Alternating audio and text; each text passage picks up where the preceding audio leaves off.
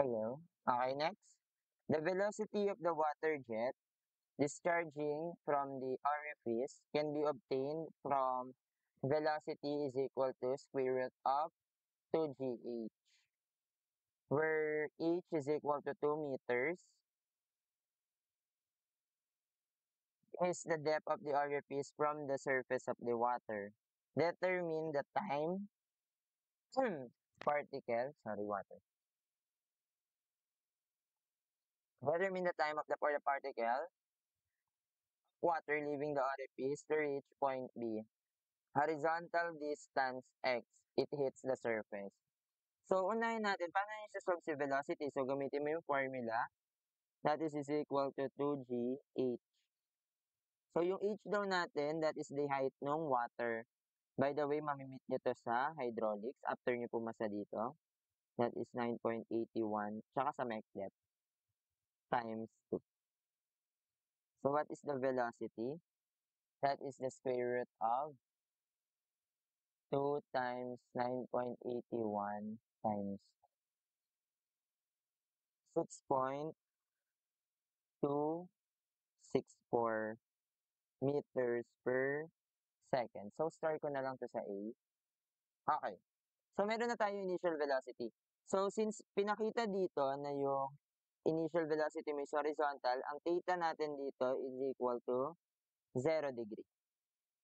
So, gamitin natin para makuha si x, y is equal to x tangent theta. Again, hindi mo kailangan i-solve yung time.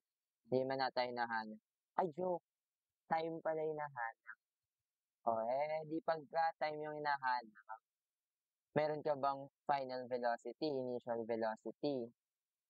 So, x tangent theta minus gx squared over 2bo squared cosine squared of theta. So, kunyari, nahanap mo si y. So, ibig sabihin, yung final velocity mo dito, I'm sorry, initial velocity mo dito ay 0. No? Kasi, yung horizontal velocity mo dito ay yun yung given, no? So, paano? So, Vf is equal to Vo minus Gt. So, wala naman tayong final velocity. Initial lang. So, hindi natin masasolve yung time. So, gamitin natin si S is equal to Voy T minus 1 half Gt squared. So, meron tayong initial velocity, 0. So, yung distance natin gagamitin is, anong gagamitin natin?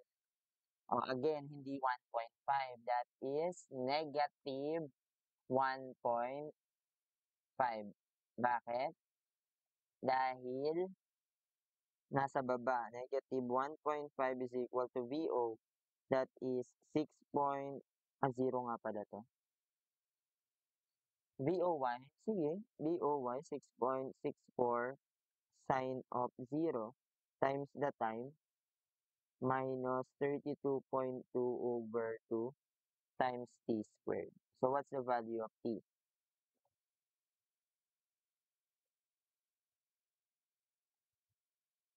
So, t, so that is equal to negative 1.5. O, ilalagay ko ba yung sign?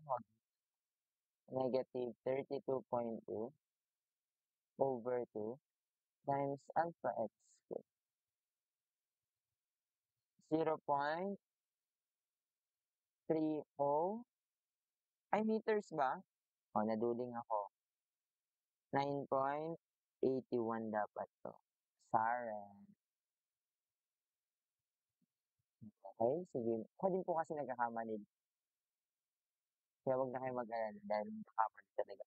0.553 seconds. So, ito na yung time. Paano yung x? E di gamitin nyo yung formula na to. That is negative 1.5 x tangent theta, x tangent 0 minus 9.81 x squared over 2 times BO 6.264 squared cosine squared of 0. So, what's the value of x? Or again, pwede nyo gamitin yung distance is equal to velocity times the time. Since BOX gamitin natin, that is we have 6.264 cosine of 0 times the time na 0.553. So what's the value of the distance, which is equal to x, no? Again, constant velocity kasi tayo, di ba? 6.264 cosine of 0 times 0.553. That is 3.464.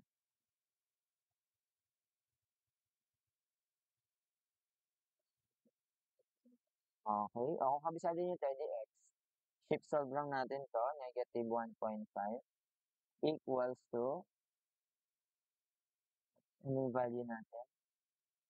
Sorry, x tangent 0 minus 9.81 times x squared divided squared over 2 times 6 point, store nga pala to, no?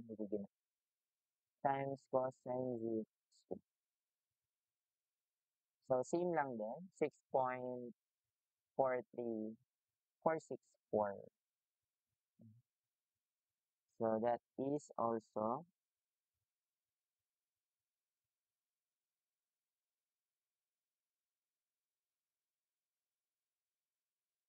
so tandaan nyo din na lagi kapag orifice yung sinasabi, yung orifice, no, baka hindi nyo lang ano, is isa siyang maliit na buta sa isang tangke, sa tank, no, small opening, no, na naglalabas ng tubig na mabilis.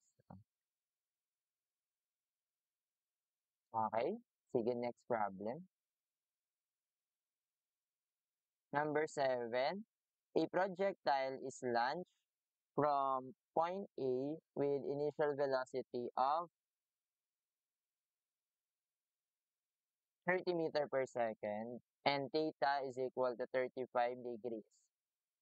Determine the x and y coordinate of the point of impact. So, ano daw yung genetic point impact? No? Kapag ganito, so ito, ano nyo siya, no, drawing. Hindi nyo alam kung saan. So, ito yung point of impact. So, ito si y-axis, y coordinate, and then this is the x coordinate. So, this is x and y. Ngayon, kailangan nyo kunin yung equation ng parabola. No? Ang equation ng parabola, oops, nakakalimutan na ata. Ang equation ng parabola kapag open upward at is equal to y, wala na po, ano ata, nawala yung connection. Ito lang po ito.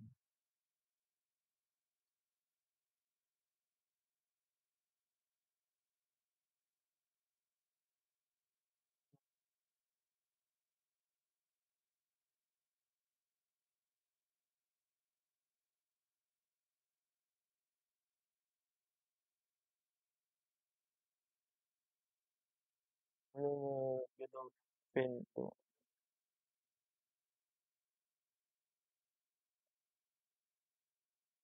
Wala.